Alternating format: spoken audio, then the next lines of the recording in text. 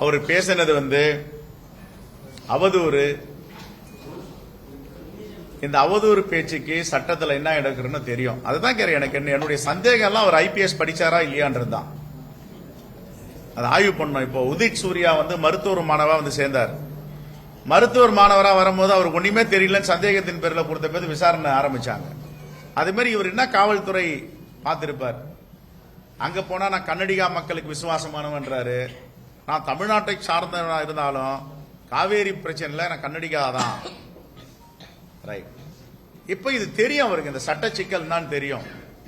அப்போ உனக்கு யார் உன்னுடைய தலைவர்கள் இப்படி எல்லாம் பேசணும்னு பயிற்சி கொடுத்திருக்காங்களா? இதான் பிஜேபியுடைய சித்தாந்தமா? நீ என்ன வேணாலும் பேசலாம் பொது வெளியில. இப்ப நாங்க ஏதாவது அவரை பத்தி அநாகரிகமா அவதூறா பேசியிருக்கோமா? சொல்லுங்க. யாராவது பேசினா கூட சொல்லுவோம், நாங்க இப்படி எல்லாம் அவதூறு பேசக்கூடாது அப்படின்னு சொல்லுவோம். அப்போ அண்ணாமலை என்ன நினைச்சிருக்காருன்னா, இந்த தேசம் அவருடைய தேசம், இந்த சட்டம் அவருடைய சட்டம், இந்த நாடு அவருடைய நாடு, நீதிமன்றங்கள் அவருடைய நீதிமன்றங்கள், காவல்துறை அவருடைய நீதிமன்றம்னு ஒரு கனவு கண்டுட்டு இருக்காரு. அண்ணாமலைக்கு சொல்றேன், எங்களுக்கு பாதுகாப்பு இதுதான், சட்ட பாதுகாப்பு தான் எங்களுக்கு. இதை பாபா சாஹிப் அம்பேத்கரும் ஜவஹர்லால் நேரு எங்களுக்கு வடிச்சு கொடுத்துட்டு போயிருக்காங்க.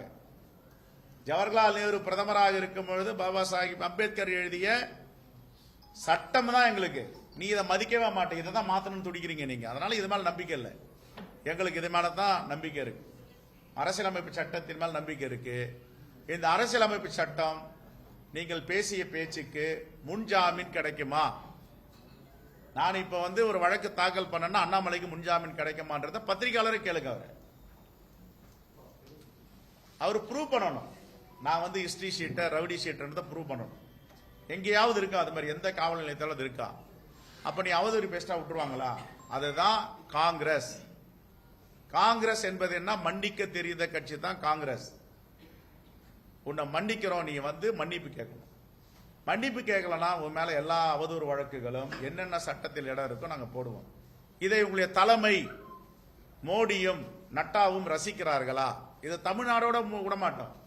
இந்த தேசம் முழுவதும் அதை எடுத்துட்டு போவோம். இந்தியா முழுவதும் எல்லா மாநிலத்திலையும் ஒரு மாநில தலைவர் எப்படி பேசுறாரு, அது நியாயமா மக்கள் கிட்ட கொண்டு போவோம். தேங்க்யூ.